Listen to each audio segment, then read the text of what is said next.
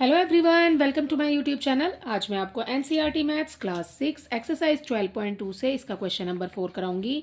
देखो बच्चे, क्वेश्चन 4 है, determine if the following ratios form a proportion. ये जो आपको नंबर रेशियोज में दिए हैं बेटा, अगर ये प्रोपोर्शन में है, ऑल्सो राइट दी, तब आपको also write the middle term and extreme term. अगर ये प्रोपोर्शन में है तो आपको मिडल टर्म और एक्सट्रीम टर्म बताना है where the ratios form proportion. ठीक है, जहां पर आपको रेशियो जो है वो एक प्रोपोर्शन में मिलते हैं। ठीक है, देखो कैसे करेंगे, जैसे हम बाकी क्वेश्चन करते आ रहे हैं बिल्कुल सेम वैसे ही करेंगे।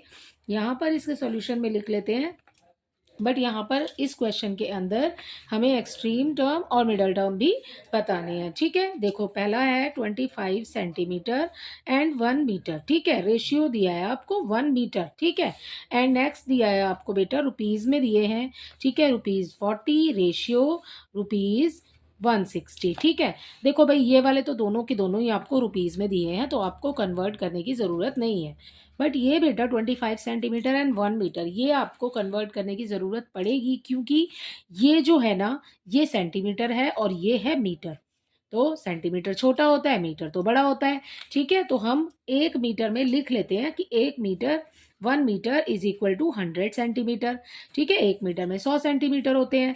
तो या तो इस सेंटीमीटर को मीटर में कन्वर्ट करो या फिर इस मीटर को सेंटीमीटर में कन्वर्ट करो। ठीक है, जैसा आपको ठीक लगे आप वैसा कर लो, बट हम यहाँ पर इसको सेंटीमीटर को मीटर में कन्वर्ट करते हैं, अदरवाइज हमें डॉट लगा के करना पड़ेगा। ठीक है, और आंसर भी हो सकता है कि आपका गलत हो जाए। ठीक है, तो देखो करते हैं इसको, हम इस मीटर को सेंटीमीटर में कन्वर्ट कर लेते हैं। ठीक है, तो यहाँ पर क्या करेंगे, ये हो गया हमारा 25 सेंटीमीटर। 1 मीटर में कितना होता है, 100 सेंटीमीटर। ये आपको रेशियो में दिया है बेटा, इसके अपॉन में आप 1 metre is equal to 100 centimetre, तो 1 मीटर हमने यहाँ लिखा है 100 सेंटीमीटर। तो यहाँ पर 1 मीटर नहीं आएगा, ये वाला 100 सेंटीमीटर हम इसके अपॉन में लिख देंगे। ओके, एंड नेक्स्ट आपको सेकंड में दिया है 40 एंड 60, 160। तो ये लिखा मैंने 40 और ये हो गया हमारा 160। राइट, तो ये अब हम कैंसिल कर देंगे, मैंने दोनों ही लिख लिए हैं अपॉन में। ठीक है, आपको ये वाला और ये वाला दोनों दिए थे, मैंने दोनों अपॉन में लिख लिए हैं। ओके, अब देखो कैसे करेंगे, 25 1 ज़ा 25 एंड 25 4 ज़ा 100। तो 1/4 आ गया, या 1/4 लिख सकते हैं।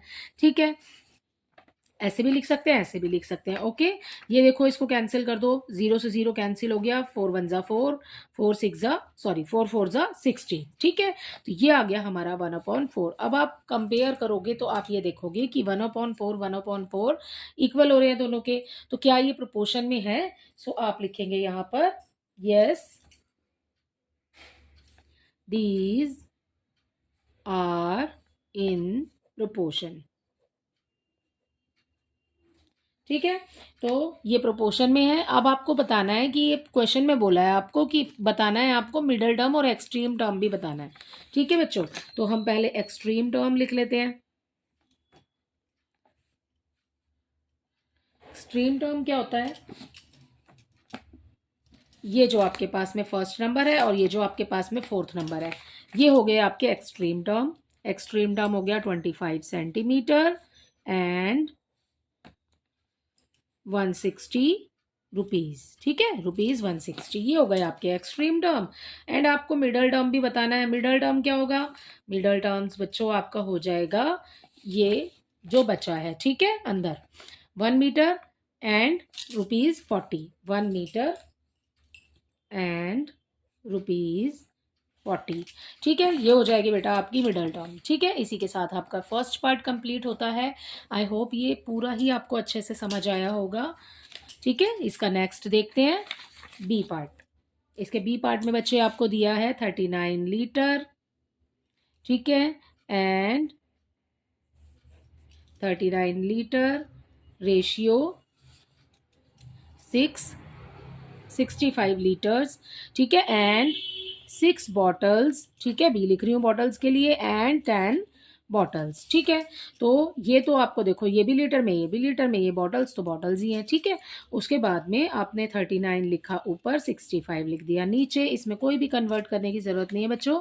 ठीक है, 6 आ जाएगा बेटा ऊपर, 10 आ जाएगा नीचे। ठीक है, कैंसिल कर सकते हैं तो कर दो, ये 13 के टेबल से कैंसिल हो जाएगा बेटा। ठीक है, 13 3 ज़ा, ठीक है, एंड 13 5 ज़ा। ठीक है, तो यहाँ आ जाएगा 3/5 एंड इसको भी हम कैंसिल कर देंगे तो ये हमारा कैंसिल हो जाएगा 2 के टेबल से, ठीक है।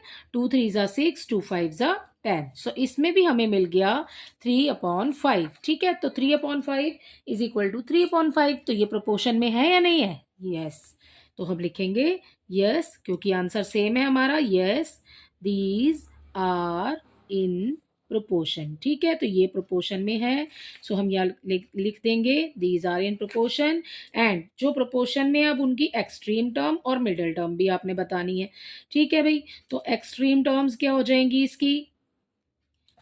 एक्सट्रीम टर्म्स हो जाएंगी 39 एंड 10, ठीक है। 39 लीटर एंड 10 बॉटल्स, ठीक है।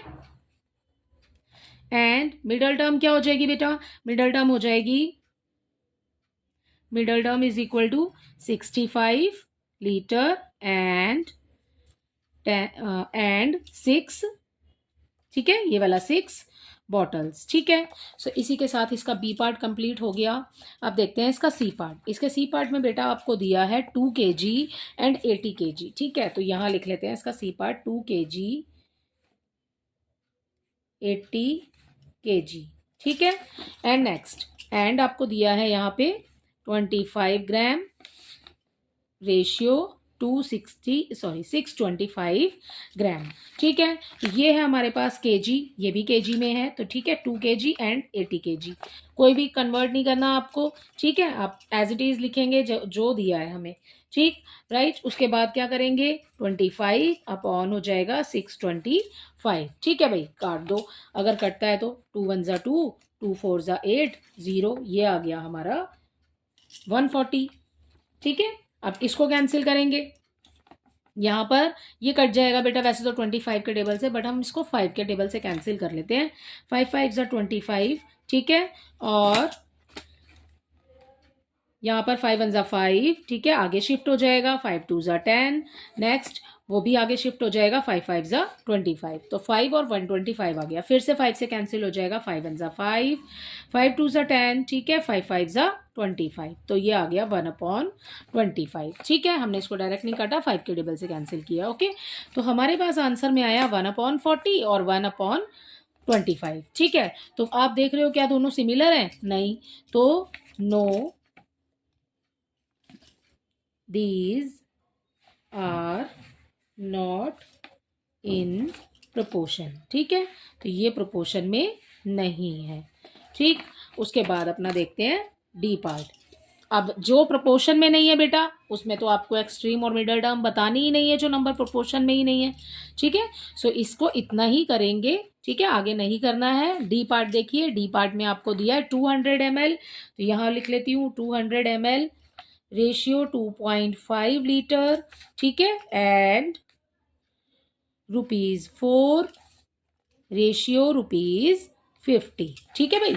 अब ये देखो 200 ml है और ये 2.5 लीटर है। अब क्या करेंगे? इस लीटर को ml में कन्वर्ट कर लेंगे, तो 1 litre is equal to 1000 ml, ठीक है, यही होगा। तो 2 लीटर आपको आगे दिया है, तो 2 लीटर इंटू 2.5 दिया है ना, 2.5 की मल्टीप्लाई इस वाले 1000 से कर दो, ठीक है। जब हम इसकी मल्टीप्लाई करेंगे ना बच्चे, देखो जैसे कि 2.5 दिया है, मैं पूरा लिख लेती हूँ, अभी पॉइंट नहीं लगा रही बेटा, है ना। तो आप ये देखो, एक नंबर से पहले आपको यहाँ पर डेसिमल दिया है, ठीक है। सो इस वाले, ये वाला जो 1000 है, एक नंबर से पहले अगर हम डेसिमल लगाते हैं, तो डेसिमल के बाद जो ज़ीरो है ना बेटा, उसकी कोई वैल्यू नहीं है, तो हम उस ज़ीरो को छोड़ देंगे, बाकी दोनों ज़ीरो इसके पीछे लिख देंगे, ठीक है। तो इससे ये हुआ कि आपको मल्टीप्लाई करने की ज़रूरत साइड में नहीं पड़ेगी। क्या किया हमने? एक नंबर पहले डेसिमल है, ठीक है, तो यहाँ से एक ज़ीरो गिन के उसके आगे डेसिमल लगा दो, ठीक है। अब डेसिमल के पीछे अगर कोई नंबर होता तो हम उसको लिख लेते, बट यहाँ ज़ीरो है तो हमने उसको नहीं लिखा, हमने उसको छोड़ दिया, ठीक है। अब हमारे पास कितनी ज़ीरो बची? 2 ज़ीरो, वो 2 ज़ीरो हमने यहाँ रख दी, ठीक है। सो अब ये 2500 ये ml पे कन्वर्ट हो गया है, ठीक है। हमने इस लीटर को ml में कन्वर्ट कर दिया है, ओके। अब हम अपना सवाल इजीली सॉल्व कर पाएंगे, ठीक है। ये हो गया हमारा 200, ठीक है, अपॉन में आ जाएगा 2500, ठीक है। नेक्स्ट दिया है बच्चे हमें 4, अपॉन में आ जाएगा बेटा 50, ठीक है। आप कैंसिल कर दो, बिल्कुल सिंपल है, इजी कैंसिल हो जाएगा। 2 0 से 2 0 कैंसिल हो गई, ठीक है, अब क्या करेंगे, ये आ गया हमारे पास 2/25। ठीक है, इसको भी कैंसिल करके देख लो भाई, 2 2 ज़ा 4, 2 2 ज़ा 4, 1 आगे शिफ्ट हो जाएगा, 2 5 ज़ा 10। सो इसके आंसर में हमें मिला 2/25 और इसके आंसर में भी हमें मिल जाएगा 2/25। ठीक है, सो क्या ये प्रोपोर्शन में है? सो हम यहाँ लिखेंगे yes these are in proportion. ठीक है, उसके बाद हमें जो प्रपोर्शन में होगा उसका मिडल टर्म और एक्सट्रीम टर्म भी लिखना है। अब मिडल टर्म, पहले एक्सट्रीम टर्म लिख लेते हैं। ठीक है, एक्सट्रीम टर्म्स, एक्सट्रीम टर्म क्या हो जाएगा बेटा, यहाँ पर आपको 200 ml दिया है, नेक्स्ट आपको दिया है 50 रुपीज। ठीक है, ₹50। ठीक है, ये हो गया हमारा एक्सट्रीम टर्म। मिडल टर्म के लिए क्या लिखेंगे, मिडल टर्म, मिडल टर्म में क्या हो गया, 2.5 लीटर एंड ₹4। ठीक है, सो ये हो गया हमारे क्वेश्चन नंबर 4 में डी का सॉल्यूशन। ठीक है, इसी के साथ इसके सभी पार्ट कंप्लीट होते हैं और ये एक्सरसाइज भी इस क्वेश्चन के साथ बच्चे कंप्लीट हो जाती है। आई होप इसके सभी पार्ट्स आपको अच्छे से समझ आए होंगे। Thank you.